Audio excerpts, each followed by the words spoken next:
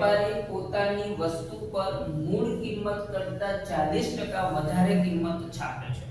સમજો કે મૂળ કિંમત કરતા 40% વધારે એ કિંમત છાપે છે, તો કે 100 રૂપિયાની મૂળ કિંમત હોય અને 40% વધારે છાપે તો તેના 140 રૂપિયા કિંમત છાપેલી કિંમત બની ગઈ. હવે એ 20% વળતર આપે છે, એટલે 140 ના 20%. તો 140 ના 20% આપણે ગણીએ તો કેટલા થશે? તો કે 140 ગુણ્યા 20 છેદમાં 100.